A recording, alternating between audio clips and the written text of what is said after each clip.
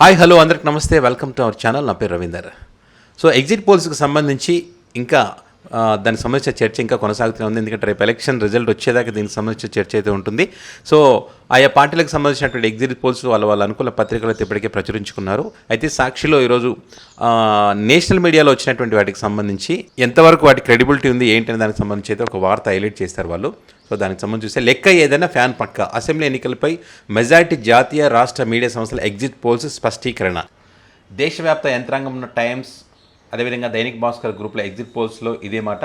50% ఓట్లతో 14 లోక్సభ సీట్లు వైఎస్ఆర్సీపీదనన్న times now ETG research. 50% కంటే ఎక్కువ ఓట్లతో 17 నుంచి 17 లోక్సభ, 15 నుంచి 17 లోక్సభ సీట్లు వైఎస్ఆర్సీపీ గెలుస్తుందని దైనిక్ భాస్కర్. రాష్ట్ర మీడియా సెఫాలజిస్టులు సర్వే సంస్థలు చేసిన 32 ఎగ్జిట్ పోల్స్లో 24 పోల్స్ వైఎస్ఆర్సీపీ వైపే.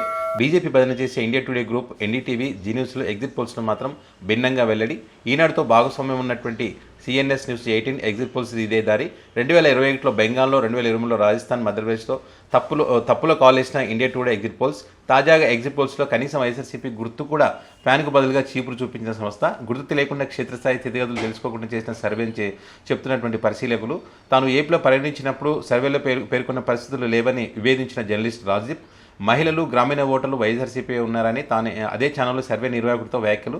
బీజేపీ నినాదమైన 400 సీట్లకు ఆ పార్టీ తీసుకెళ్లమని లక్ష్యంగా కొన్ని జాతీయ సంస్థల ఎగ్జిట్ పోల్స్. రాజస్థాన్, హిమాచల్, హర్యానాలో ఉన్న స్థానాల కంటే అధిక సంఖ్యలో ఎన్డీఏ గెలుస్తుందని వెల్లడి. రాజధాని స్కిల్శామ్లో చంద్రబాబు అరెస్టు చేయడం వల్లే కూటమి గెలుస్తుందని వ్యాఖ్యలు. కానీ ఎన్నికల ప్రచారంలో ఏ పార్టీ కూడా రాజధాని అంశాన్ని ప్రధాన అస్త్రంగా చేసుకొని తీరు. బాబును అరెస్టు చేసినప్పుడు రాష్ట్రంలో చిన్నపాటి బంధువులు, నిరసనలు కూడా జరిగిన దాఖలాలు లేవు. హైదరాబాద్లో ఐటీ గ్రూప్ పేరిట కూపన్లు ఇచ్చి మరీ నిరసన చేసిన ఒక సామాజిక వర్గం వ్యక్తులు. వాస్తవానికి రాష్ట్రంలో అన్ని వర్గాలకు మేలు చేసిన పాలనతో పటిష్టంగా నిలబడ్డ వైఎస్ఆర్సీపీ, తమ కుటుంబాలు బాగుపడ్డైన భావంతో ఆ పార్టీ వెనుక అంతే బలంగా నిలబడ్డ ప్రజలు.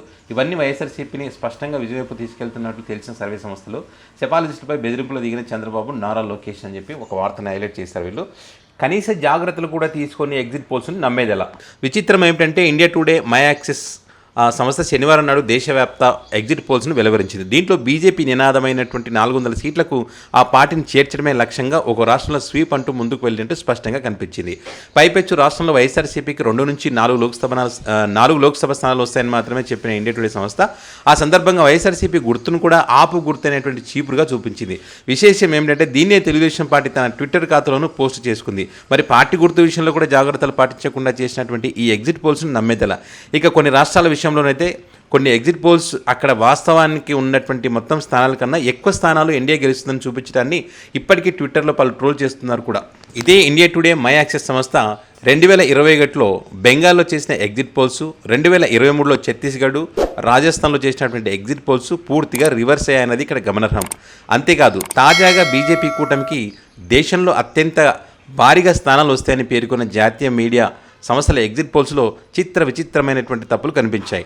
ఇండియా టుడే గ్రూప్లోని ఆజ్తక్ నిర్వహించిన ఎగ్జిట్ పోల్స్లో తమిళనాడులో కాంగ్రెస్ 9 లోక్సభ స్థానాల్లో పోటీ చేస్తే అక్కడ 13 నుంచి 15 లోక్సభ స్థానాల్లో ఆ పార్టీ విజయం సాధించని తేల్చడంతో చర్చల్లో పాల్గొన్న వారే విస్తుపోయారు. రాజస్థాన్లో ఉన్నదే 25 లోక్సభ స్థానాలైతే ఆ రాష్ట్రంలో 33 స్థానాల్లో ఎన్డీఏ విజయం సాధిస్తుందని ఎగ్జిట్ పోల్స్లో టుడేస్ ఛానల్ వెల్లడించింది. జార్ఖండ్లో సిపిఐ 1 స్థానంలో పోటీ చేస్తే 2 నుంచి 3 స్థానాల్లో ఆ పార్టీ విజయం సాధిస్తుందని ఆజ్తక్ ఎగ్జిట్ పోల్స్లో వెల్లడించింది. హర్యానాలో ఉన్నదే 10 లోక్సభ స్థానాలైతే 16 నుంచి 19 స్థానాల్లో ఎన్డీఏ విజయం సాధిస్తుందని జీ న్యూస్ ఎగ్జిట్ పోల్స్లో తేల్చడం విస్మయకరమే. ఇక హిమాచల్ ప్రదేశ్లో ఉన్నవే 4 లోక్సభ స్థానాలైతే అక్కడ ఎన్డీఏ 6 నుంచి 8 స్థానాల్లో విజయం సాధిస్తుందని జీ న్యూస్ తెలిపింది. విశేషం ఏంటంటే ఈ సంస్థలన్నీ రాష్ట్రంలో కూటమికి మెజారిటీ లోక్సభ స్థానాలు దక్కుతాయని చెప్పాయి. లోతుగా పరిశీలించినట్లయితే ఈ జాతీయ మీడియా సంస్థలకు రాష్ట్రంలో క్షేత్రస్థాయిలో ఎలాంటి యంత్రాంగం లేదు. వీటిలో చాలా వరకు ప్రజల అభిప్రాయాన్ని ఐవీఆర్ఎస్ ఫోన్ కాల్స్ ద్వారా తెలుసుకునేవి. వాటిని ఎగ్జిట్ పోల్స్గా వెల్లడించాయి.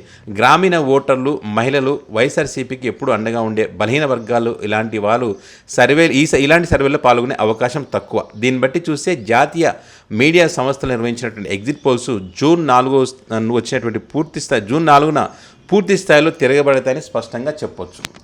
దీంతోపాటు ఒక ఆసక్తికరమైనటువంటి చర్చ కూడా అక్కడ జరిగింది. ఎందుకంటే ఎన్డీఏ కూటమి అధికారంలోకి రావడానికి కారణాలు ఏంటనే దానికి సంబంధించి నేషనల్ మీడియాలో కొంత ఆసక్తికరమైనటువంటి చర్చ జరిగింది. ఏంటంటే అది హిల్ స్కామ్లో చంద్రబాబును అరెస్ట్ చేయడం వల్ల ప్రజల్లో సానుభూతి, దక్షిణాది రాష్ట్రాల్లో 5 ఏళ్లకు ఒకసారి ప్రభుత్వాన్ని మార్చే సంప్రదాయం ఉండడం ఏపీలో టీడీపీ, జనసేన, బీజేపీ కూటమికి అనుకూలించిందని ప్రదీప్ గుప్తా చెప్పారు. రాహుల్ కన్వల్ స్పందిస్తూ కేజ్రీవాల్ అరెస్ట్ వల్ల ఢిల్లీ, పంజాబ్లలో, హేమంత్ సోరెన్ అరెస్ట్ వల్ల జార్ఖండ్లో ప్రజల సానుభూతి రాలేదా? అక్కడ ఎగ్జిట్ పోల్స్పై అది ప్రతిబింబించలేదంటూ ప్రదీప్ గుప్తా నిలదీశారు.